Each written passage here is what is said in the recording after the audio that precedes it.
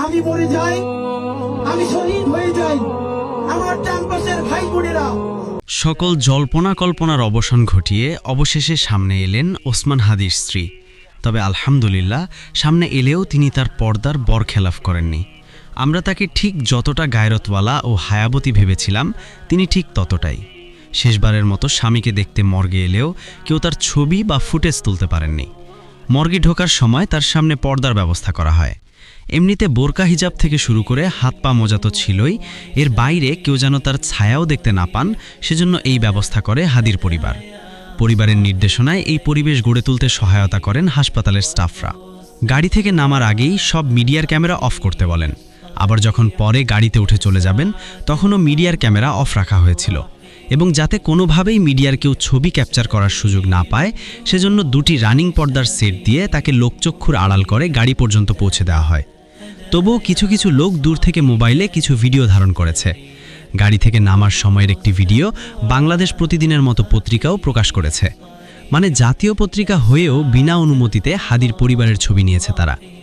জানা যায়, শরীফ ওসমান হাদি 2020 সালে অবসরপ্রাপ্ত পুলিশ সুবেদার সুলতান আহমেদের মেয়ে রাবেয়া শম্পাকে বিয়ে করেন।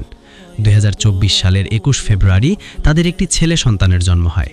তবে হাদিদের এত পরিচিতি থাকার পরও স্ত্রীকে কেউ দেখেননি, কেউ চেনেনও না পরিবারের বাইরে।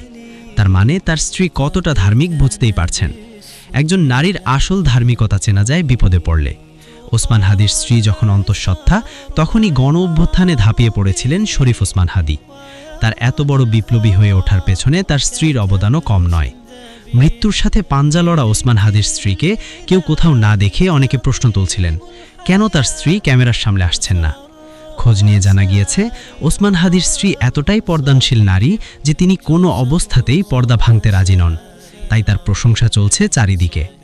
আলোচকরা বলছেন, সবথেকে প্রিয় মানুষকে হারিয়ে দিয়েছেন, অন্যদের মতো তিনিও শোকে পাথর। এরপরও নিজের হায়ার বিষয়ে বিন্দু পরিমাণ কম্প্রোমাইজ করেননি। যেখানে মিডিয়া সহ সমগ্র দেশের মানুষ তাকে খুঁজছে, আবেগ দেখিয়ে মানুষের সিম্প্যাথি নিয়ে ভাইরাল হওয়ার সুবর্ণ সুযোগ ছিল তার সামনে। অথচ তিনি নিজেকে সবার থেকে আড়াল করেই রাখলেন। সুবহানাল্লাহ, কতটা গায়রতবান হলে এই অবস্থাতেও নিজেকে এতটা স্ট্রংলি ধরে রাখা সম্ভব।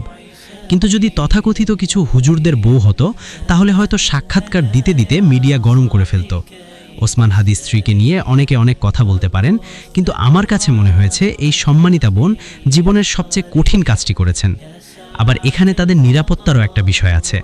হাদির মৃত্যুতে কারো যদি সত্যিকার অর্থেই ক্ষতি হয়, সেটা হবে পরিবারের, তার 10 মাসের বাচ্চাটার, তার লোকচক্ষুর আড়ালে থাকা স্ত্রীর, যিনি চাইলেও হয়তো কিছু বলতে পারবেন না পাবলিকলি।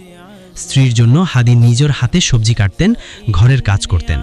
তার মধ্যে আলফা মেইলের ইগো ছিল না, তবুও মিডিয়ার সামনে এসে কথা বলার তার প্রয়োজন ছিল না। হাদির স্ত্রী সেটাই করেছেন। তিনি স্বামীর হায়াত যতটুকু লেখা ছিল ততটুকু পূর্ণ হয়েছে, এরপর আল্লাহ তাআলা তাকে নিজের কাছে নিয়ে নিয়েছেন। আল্লাহ ওসমান হাদিকে কবুল করুন, তার পরিবারকে ধৈর্য ও সবর দান করুন। আমিন।